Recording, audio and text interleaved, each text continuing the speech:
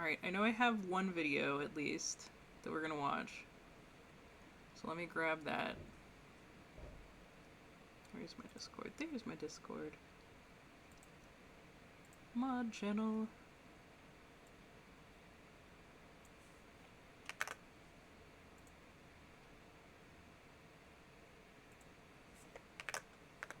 Here we go.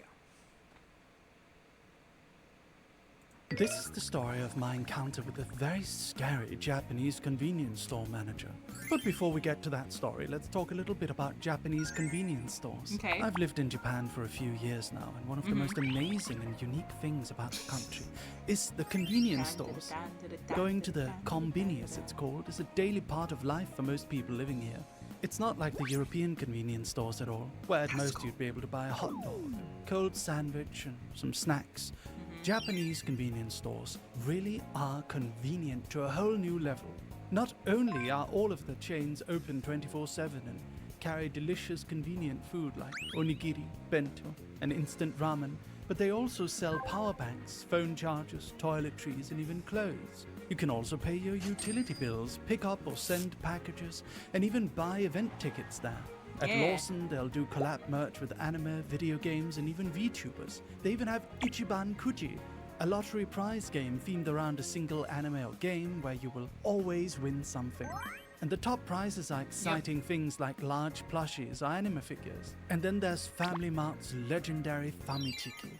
It's served fresh and hot at the counter and only made in small batches so it stays juicy. And it's super cheap too. You can get Famichiki for just around 200 yen. Whenever I go, I can't resist it. It's too delicious. It got so popular it even has its own merch. And then there's 7-Eleven. You might think, but that's not a Japanese store, is it? Well, it wasn't originally. In 1973, the Japanese retailer Ito Yokado licensed the 7-Eleven brand from the US-based Southland Corporation. And then in 1974, the first Japanese 7-Eleven opened. 7-Eleven concept of convenience stores became so popular with Japanese people that by the time the Southland Corporation was facing bankruptcy in 1991, the licensors of 7-Eleven in Japan, Ito Yokado, were able to just buy out a controlling interest, which means 7-Eleven is now a Japanese-owned business. That's right. Despite 7-Eleven having to compete with Family Mart, Lawson, Ministop, Daily Yamazaki, New Days, and many other small convenience store chains, they were so successful that they were able to just buy full control of their American counterpart. Life in Japanese cities is usually quite busy, and people live in smaller homes with limited storage, so they tend to shop in smaller amounts more often.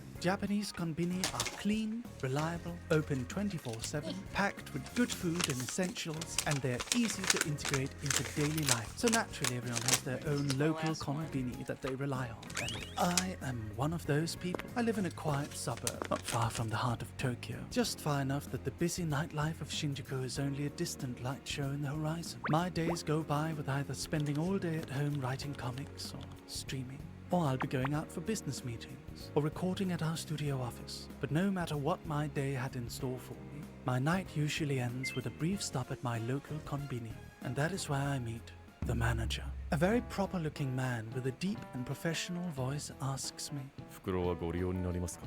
His glare sends a shiver down my spine. Hi, onegaishimasu. The manager of my local konbini is a scary man. He never greets anyone who walks in. I've never seen him smile. Gives the feeling of a high-level government bureaucrat, or a corporate lawyer, or perhaps a police officer. And yet, he serves me fried chicken. Sometimes I'd see him. My mind would begin to ask questions. How did a man with such an aura come to work at a convenience store? Perhaps he was a corporate lawyer at one of the largest law firms in Tokyo. But one day, something very bad happened. He made a fatal mistake that had him fall from the higher echelons of society. Maybe he took the fall for someone else. I was trying to do the right thing, but in the end it cost him everything, even his license to practice the law. Faced with no chance of coming back, his kind aunt asked if he wouldn't mind helping manage her local convenience store. They were looking for a new manager after their old manager had hurt his back and couldn't do it anymore. At first he downright refused. The job would be beneath him. What a ridiculous idea.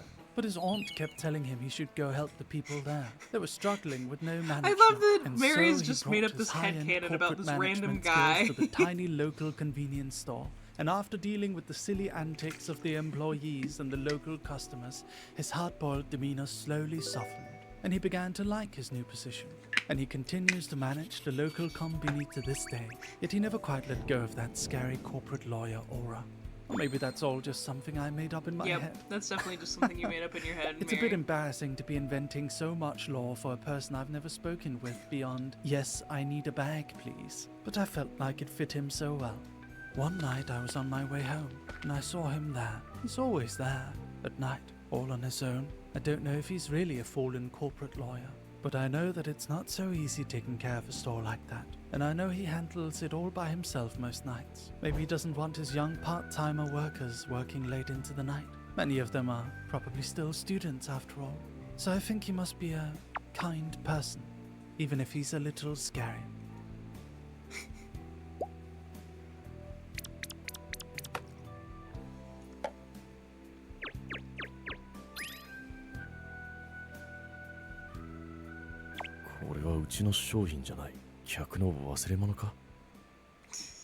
Yeah, you should have left a note, Mary. Jeez.